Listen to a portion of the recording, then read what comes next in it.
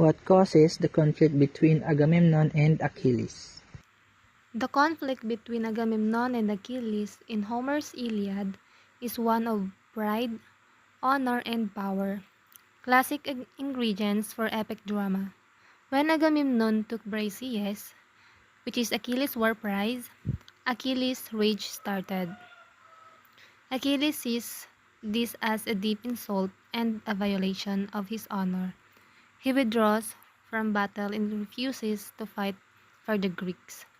Achilles' absence from battle leads to Greek losses, the death of his close friend Patroclus, and eventually Achilles' return to avenge him. How does this argument set the tone for the rest of the epic? This initial clash between Agamemnon and Achilles doesn't just kick off the Iliad. It defines its emotional and thematic core. Achilles' anger over the insult from Agamemnon becomes the driving force of the narrative, influencing every major event.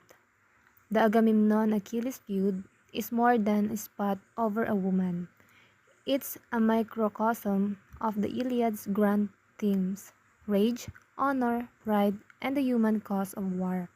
It's the emotional spark that ignites a firestorm of loss, heroism, and reflection. How is the concept of honor or time portrayed in Book 1? The Greek concept of honor, status, and recognition is absolutely central to Book 1 of the Iliad. It's not just a personal value, it's the currency of heroic life. In Homeric society, time is tangible, measured in war prizes, titles, and respect from peers.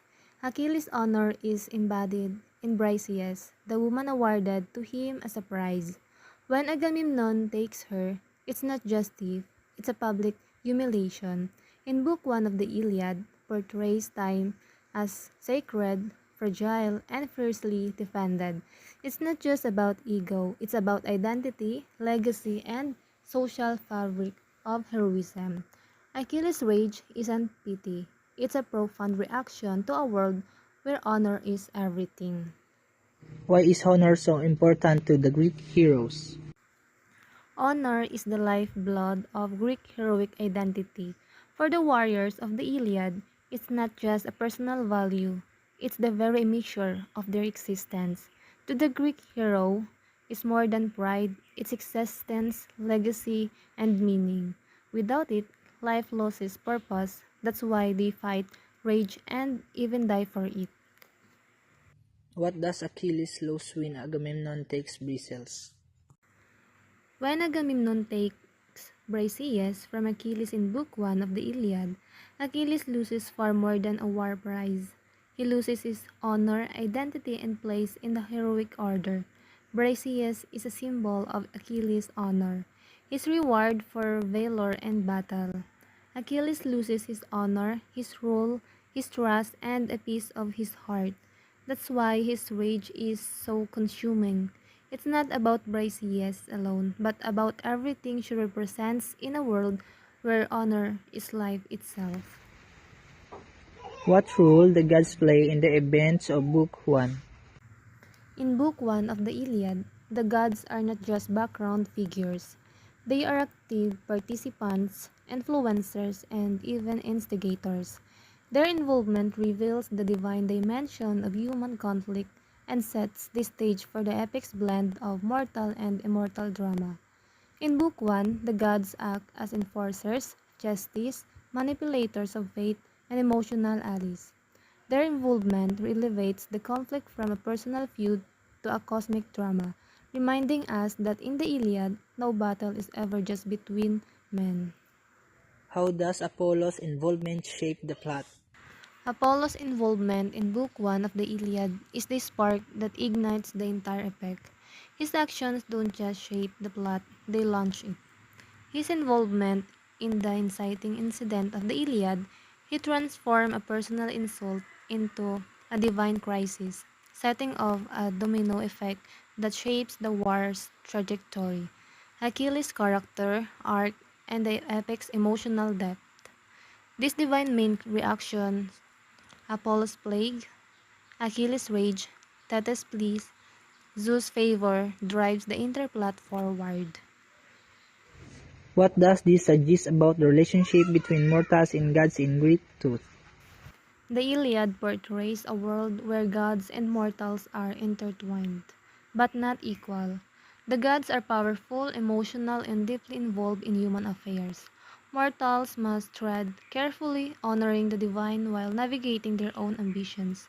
It's a relationship built on reverence, fear, and negotiation, a cosmic dance where one misstep can bring ruin.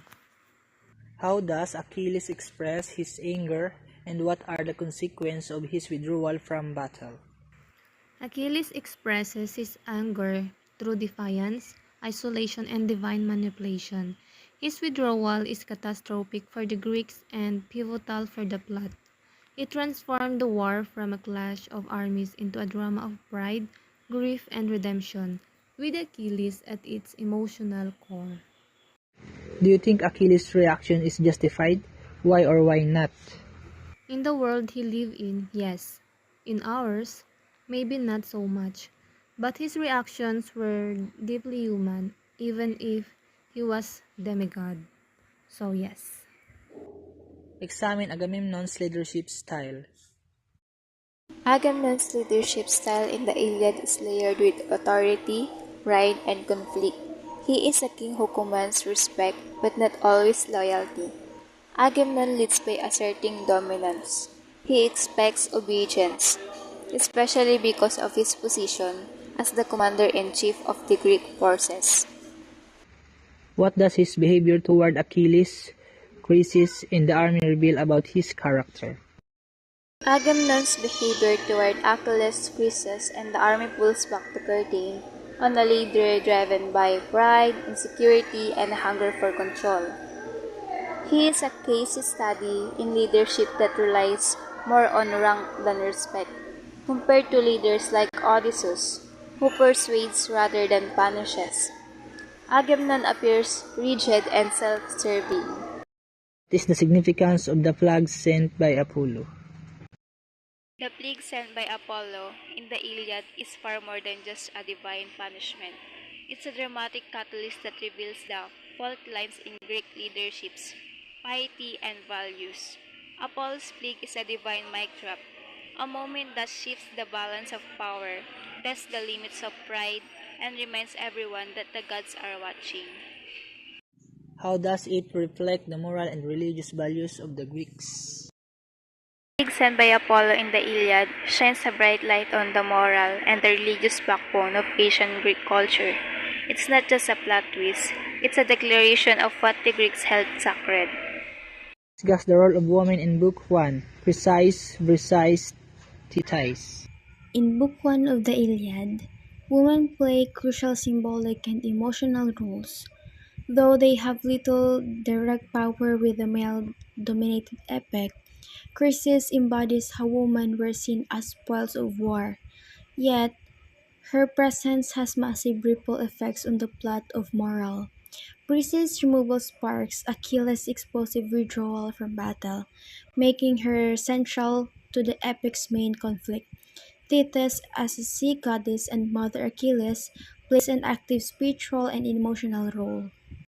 How are women portrayed and how are they treated by the male characters? They are portrayed primarily through the lens of male power, honor, and emotion.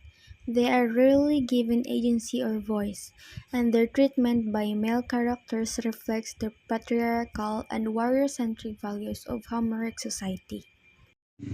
How does Thetis respond to Achilles' complaint? Thetis responds to Achilles' complaint with deep empathy, material sorrow, and divine intervention. Her reaction reveals both her emotional bond with her son and her limited power within the hierarchy of gods. What does this scene reveal about the bond between mother and son in Greek epic?